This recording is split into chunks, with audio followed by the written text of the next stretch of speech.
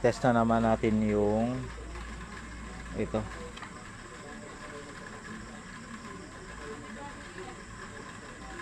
Ceramic to. Yan, yung puting yan.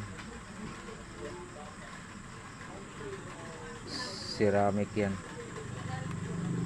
Check natin to kung merong nag-open or kung buo pa ito, lahat ng apat.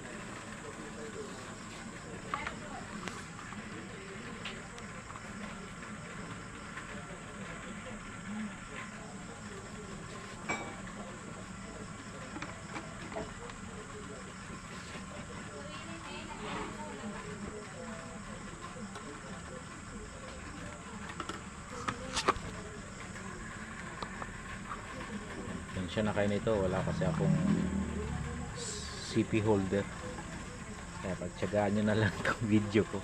Sensya na guys, mga guys. So yan, itetest natin to kay isa. Simula tayo dito. Ayan. Ito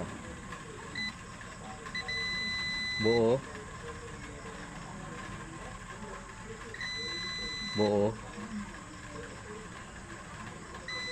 buo,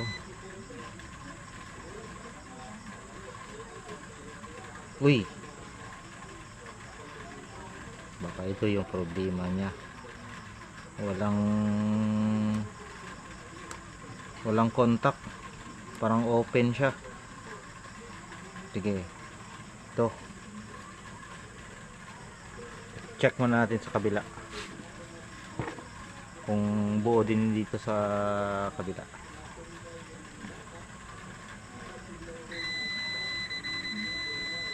Buo, buo,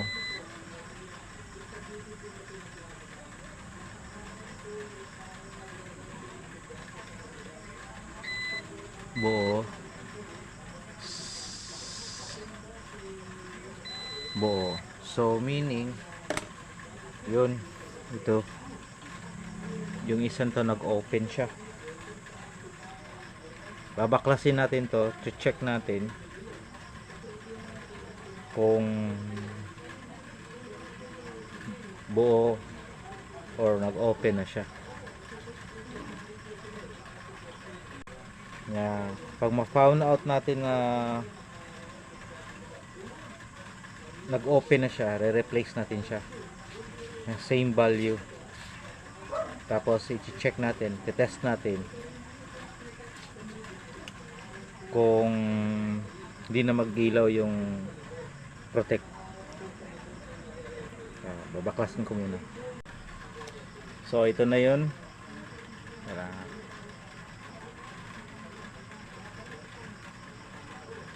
kadang maliwanag, di makita yung value.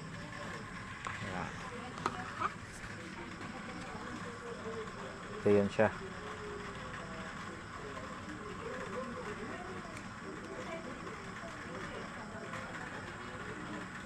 Yan. So testing natin to, test natin to kung buo pa or open na siya.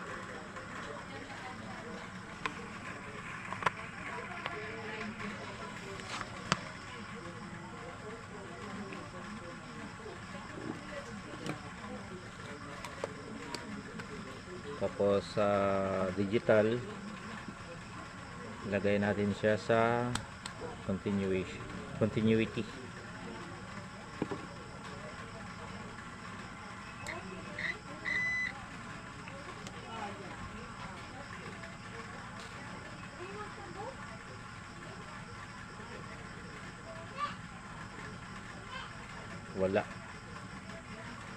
Wala. So ibig sabihin ito yung problema. So papalitan natin ang buo. Titingnan natin kung mag-iilaw pa yung protect. Kung mag-iilaw man galing, so meron pang pyesa na nagka-problema. So palitan na natin ng buo, then check natin ulit, test natin ulit.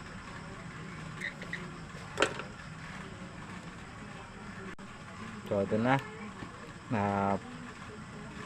kailangan ayusin muna natin pagkakahinang.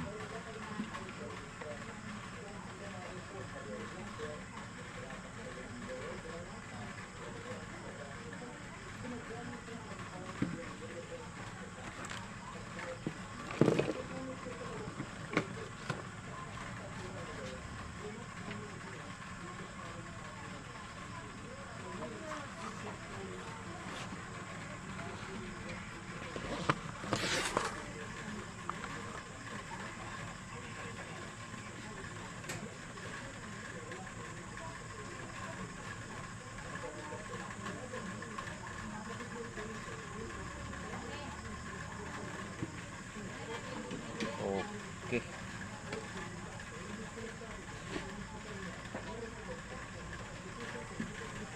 So napalitan na natin ang buo.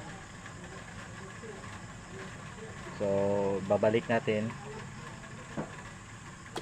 tapos titestingin kung babalik pa yung ano, kung iilaw pa yung red, yung protect nya. Kasi pag iilaw ang protect, meaning may problema yung ano, pyesa. Protection, kaya tinawag siyang protect kasi para pag nagka problema yung isang pyesa or mga pyesa dito sa loob, hindi niya sinusunog, kina-cut off niya yung ano, supply. Para hindi na lumaki yung sira.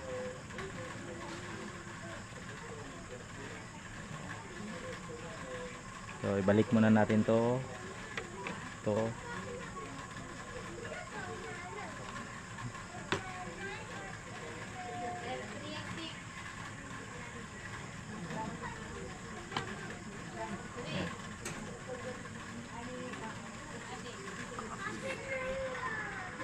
Yan, na-set na lahat. Yan, double check. So lagyan ulit natin ng power. Ito.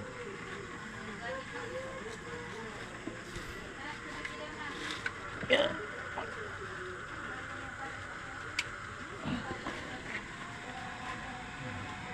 Ilaw na siya.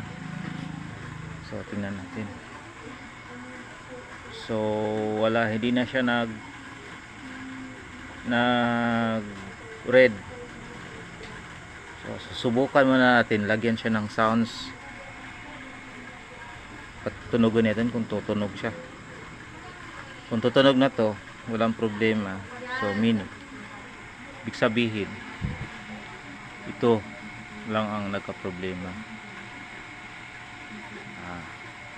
Kuha muna na tayo ng player, lalagyan natin ang gamit nito.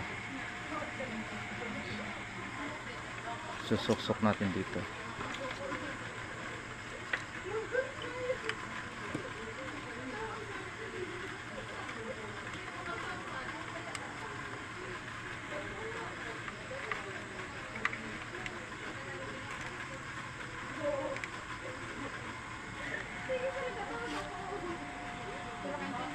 So titest na natin kung magtunog na siya. So yung gamit ko pala yung ano, yung output ng computer gamit ko para sa pag-testing ng sounds nito. So yan, nalagay ko na ng speaker output, tapos yan, connector. So, hindi na siya nag-red. Tapos yan, ayan na, nakasaksak siya sa computer ko. So check natin kung lagyan natin siya ng sounds.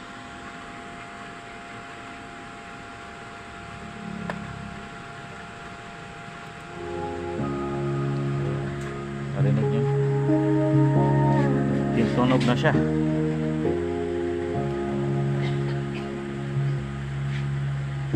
Takasan natin ng konti.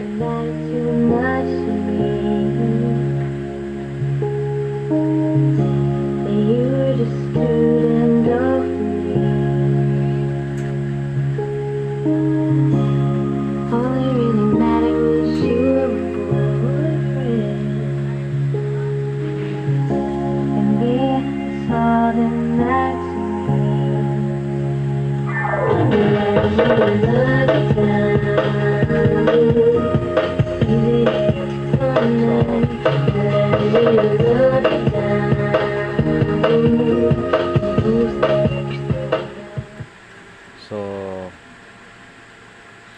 yun na, tumunog na siya, okay na siya, walang ano sa audio output niya. So bubuuin ko ulit to, lalagyan ng mga tornilyo ito para tapos test natin ulit. So pag ganun, pag okay ang tunog niya, walang hindi ka nais na sumasabay sa sounds niya, meaning buo na yung buo na yung amplifier ninyo. So yun lang ang sana meron kayong natutunan sa pagbuo ng or pag-repair ng car amplifier, especially ito, ganitong klaseng model, ganitong klaseng amplifier. Dito lang at magandang gabi. Maraming salamat at patuloy tayong mag-repair. Good night. Okay, testing natin ulit.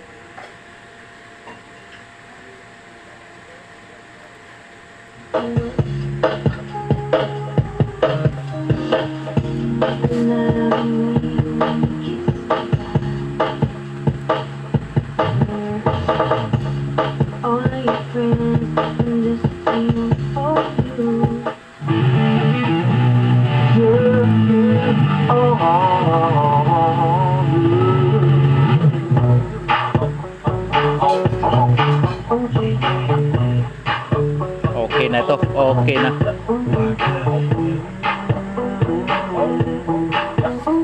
Maraming salamat at sa susunod ulit na video, abangan ninyo.